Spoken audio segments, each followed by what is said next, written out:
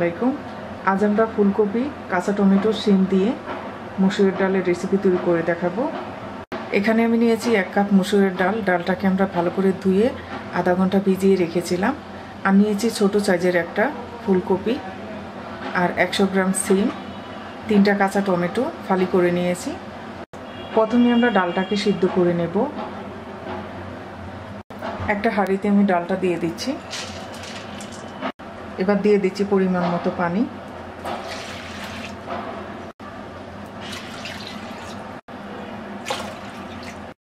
এবার ডালটা চুলায় বসিয়ে দিচ্ছি। দিয়ে দিচ্ছি একটা পেঁয়াজ কুচি, 2 কোয়া রসুন কুচি, স্বাদ মতো লবণ, 1 চা চামচ আদা রসুন বাটা। এবার আমরা ফুলকপি, কাঁচা টমেটো আর শিম এটাকে আমরা হালকা একটু ভেজে নেব। কড়াইতে দিয়ে দিচ্ছি 4 টেবিল চামচ তেল। তেলটা গরম হয়ে গেছে। প্রথমে ফুলকপিটা আমরা 3-4 মিনিট ভেজে নেব।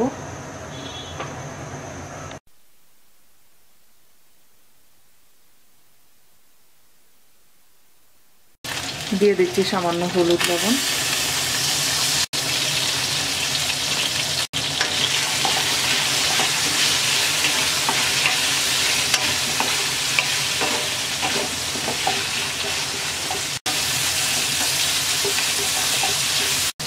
ফুলকপি ভেজে নেওয়া হয়ে গেছে। এবার এর সাথে আমরা কাঁচা টমেটো আর শিমটা দিয়ে 3-4 মিনিট ভেজে নেব।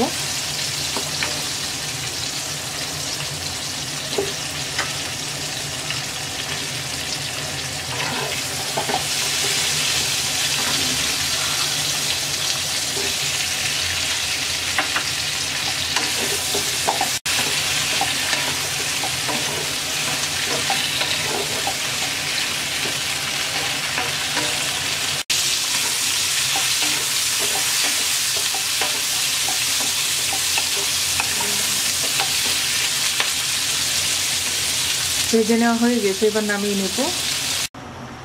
ডালটা সিদ্ধ হয়ে গেছে। এবার ডালটা আমরা কুটে নেব।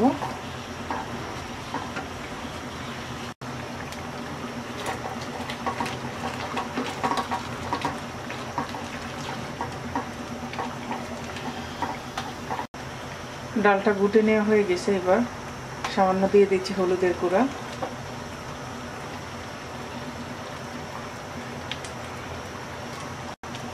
দিয়ে দিচ্ছি 5-7টা কাঁচামরিচ ফালি। এবার দিয়ে দিচ্ছি ভাজা ফুলকপি, শিম আর টমেটো।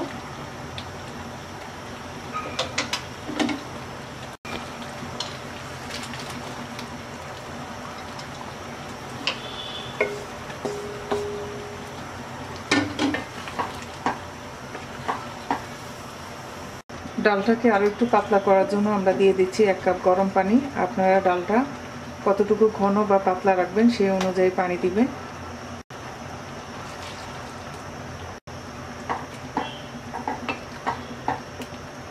এবার ফুলকপি আর শিম সিদ্ধ হওয়া পর্যন্ত রান্না করব।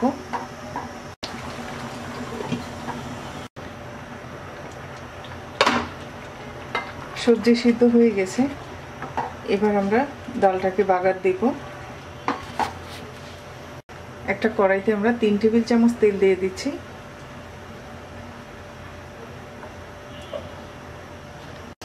তেলটা গরম হয়ে গেছে। দিয়ে দিচ্ছি 5টা আস্ত শুকনো মরিচ,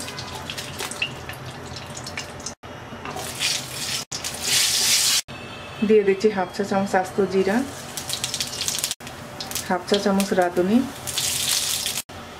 দিয়ে দিচ্ছি 5 কোয়া রসুন কুচি, মিডিয়াম সাইজের একটা পেঁয়াজ কুচি। পেঁয়াজ রসুনটাকে ব্রাউন কালার করে ভেজে নেব।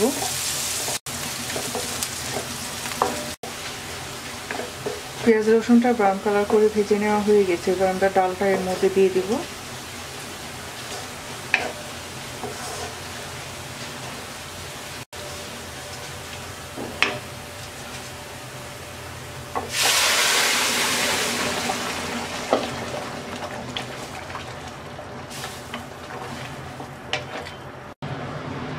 এবার আমরা ধনেপাতা কুচি দিয়ে মিক্স করে নামিয়ে নেব।